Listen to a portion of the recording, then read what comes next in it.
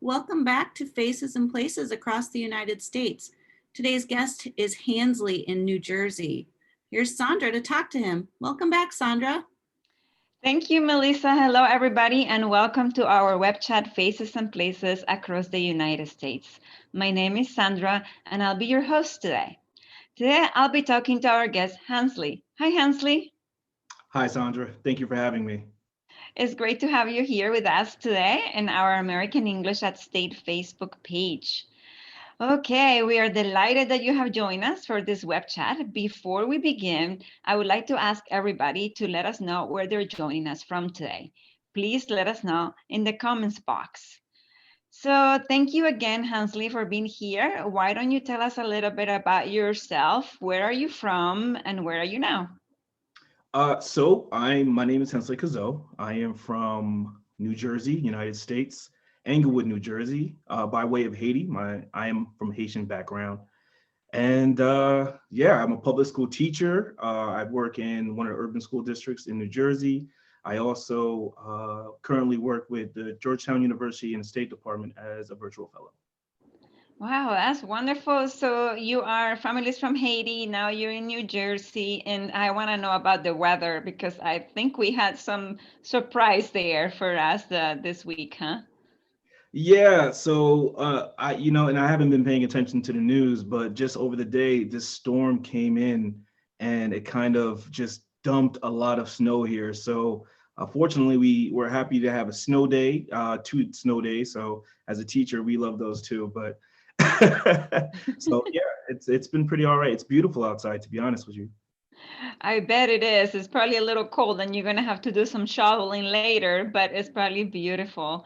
Okay, before we begin, let me see where people are joining us from today. I wanted to let you know that we have people saying hello from Colombia. We have John saying hello from Colombia. We have Hey. Ciso saying hello from Scotland. We have Duong saying hello from Vietnam. Rowena from the Philippines. Balas from Hungary. We have Kushnor from the AE. We have Manuela saying from hello from Austria. We have Jackie saying hello from the Philippines. We have Jemny saying hello from Ecuador, and Mikkelson saying hello from Brazil, just to name a few of the So many many places, countries. a lot of different countries. And we also had some questions that our audience shared with us that they want me to ask you. So we have Sapphire Ali saying, for me, teaching is a passion. I hope it be the same for you, despite of the fact that educators sometimes face hurdles and challenges. What are the challenges people face? So we're going to ask you that later. We also Okay. have Azucena saying, my questions are, what strategies do you use to achieve learning in children? We also have Auro saying, what motivated you to teach English? And we also have Alan saying, hello, I'm from Mexico. My question is, why did you decide to teach? We also have Lupita asking us, is it difficult or easy to teach English? And what are some teaching strategies you can share with us? So before we begin with the questions about your career, I wanted to you to talk to me a little bit about New Jersey. We have some pictures that you share with us. Yeah, so New Jersey's a really great state, especially where I live, which is Inglewood/Bergen County. And the area itself, it's gorgeous because it's a little elevated and we're right across the water from New York. So you really get some great scenic views, especially at nighttime. Manhattan is gorgeous. So New Jersey, it's pretty nice, yeah. Yeah, we had some pictures that we're gonna share in a minute here of the landscape and with the scenery. This is the bridge going into New York. Yeah, so that's the George Washington Bridge. And yeah, that's the bridge. I believe that's the bridge going into New York, right, from the Jersey side. Yeah. Well, it looks beautiful, and I think we have one more picture that shows the scenery. That one. Can you tell us a little bit about? Did you take this picture? I also took this picture, and if you can see, you might see like the handlebars of my bike. So I actually took this picture, I think, from the New York side. So I'm looking at the rocks here, and I think that looks like you're looking at Jersey right now. Very nice. Thank you so much for sharing those pictures. It looks beautiful. So let's start talking about your career. So a few people had this question, and I had this question for you. You say you're a teacher. So why did you choose this career, and what called you to it? So I actually didn't choose necessarily teaching initially. And I remember it's so funny too, because I had art class in high school, and my art teacher, his name was Selner, and he would always tell us, he would tell me that, I think you're going to be a teacher one day. And I laughed at him. I said, no way.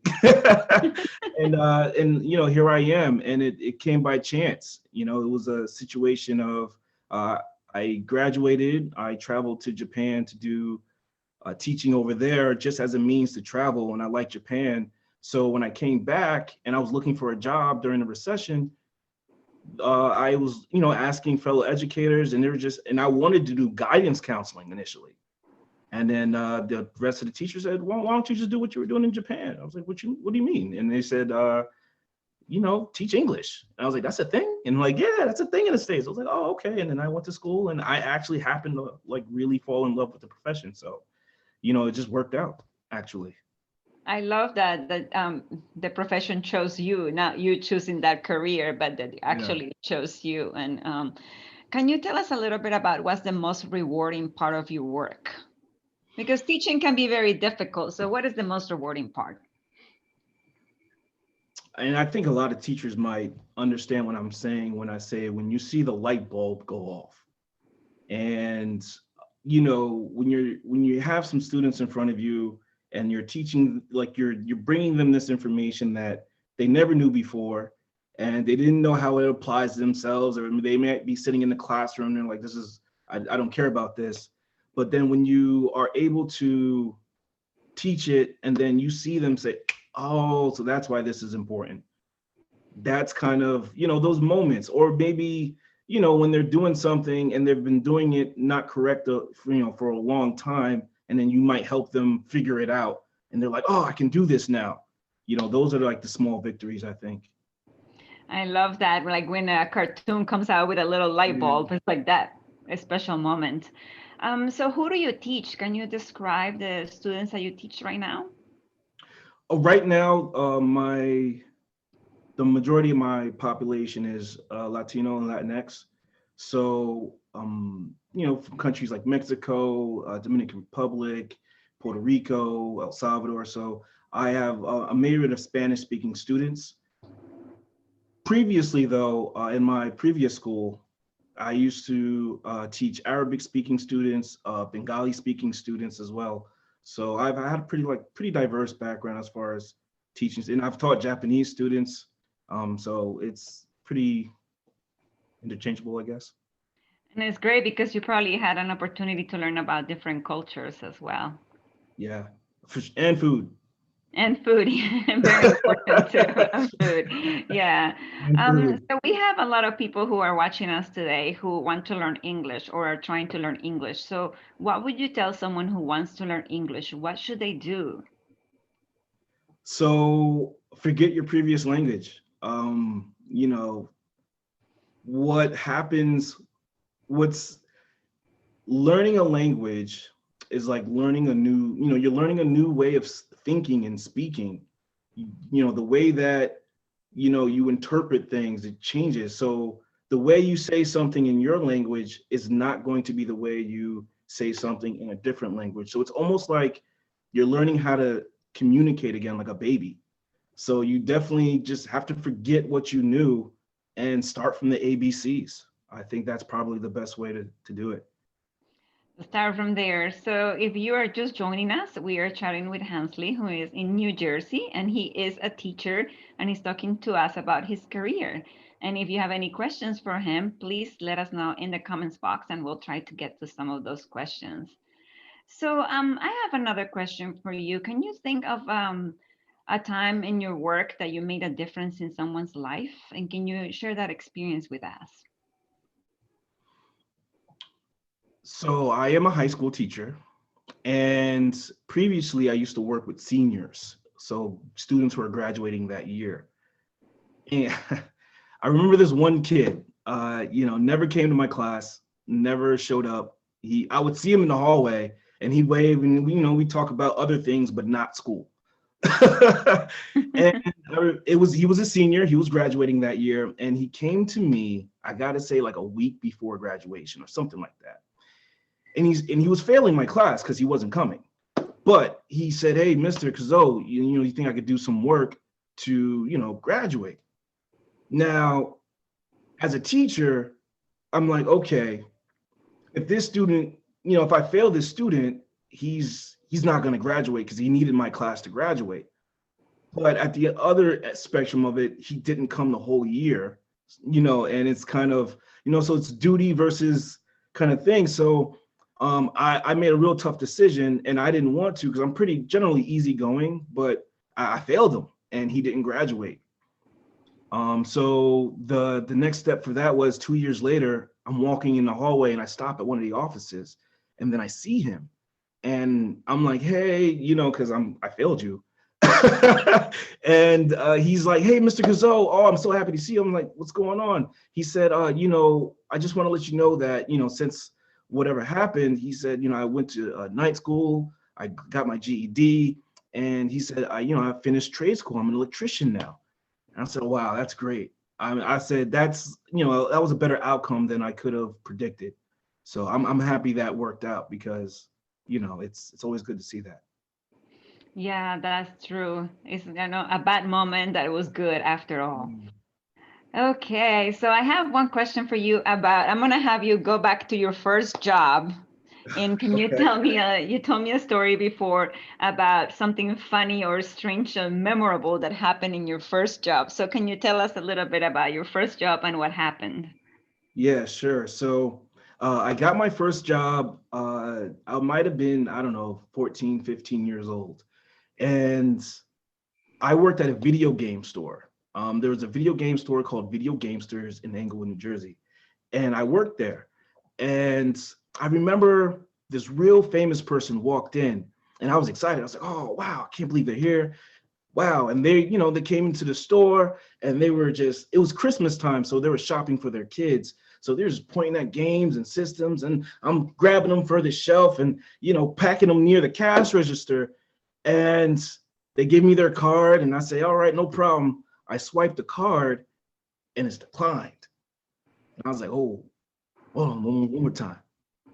And it's declined again. And I gave it the card back, and I said, "Hey, it's not working." And it was shocking for me because, here's this famous person and their card is being declined, and you don't want to tell them, that. So needless to say, they got really angry on the phone with the credit card company and such, yada, yada, yada. But that was a moment. That was like, wow, I'll never forget that. Yeah, definitely something that you were not expecting. Okay, we have some questions from our viewers. But before that, you share a picture that probably many teachers can relate to now, and is your office, how it looks like now. Can you tell us a little bit about how is it going for you teaching online? Because we all are teaching online all over the world. So can you tell us a little bit about what are you making it out of it and to make it better and a happy teaching? Yeah. So first of all, online teaching, I want to just say much credit to elementary school teachers for what you're doing because it's tough, especially when your age bracket is younger children. But that being said, online teaching, I've been calling it kind of fixing the plane while flying it. It's something that no teacher was really prepared for. We didn't have school training on this. We didn't have anything that prepared us to be completely virtual. So keeping that in mind, online teaching has been a learning process, a huge learning curve. If but fortunately, I'm kind of tech savvy, so it's been a learning process, a lot of trials and error. But I think it's made me a better educator overall. Yeah, we have a lot of questions related to online learning. So thank you so much for sharing that with us. We also have a question about what is something that you can suggest people to use for grammar teaching. Do you have a specific book or a specific suggestion for teaching grammar? Online for grammar, there's so many resources, websites. So I would say, if you're using a textbook and maybe it's not working out for you, um, take a look at the principles of the textbook and then Google each principle. So if you're talking about perfect tense, you might want to research perfect tense if you want to, and then see just what pops up on the internet. Sometimes one website will do it better than the next. And, so it might take a little bit of research, but once you have like a library of websites or materials that you can go to for each grammar point, I mean, you'll have it and you can just use that as your new textbook, quote unquote. We have a question about motivation. So how do you keep your students motivated now that you're teaching online? First things first, keep yourself motivated. I think that, the energy you bring into the classroom is one of the ways I keep motivated. Yeah, so definitely keep yourself motivated. And so the reason why I went through the effort of setting up a background is because, being at home is not my classroom.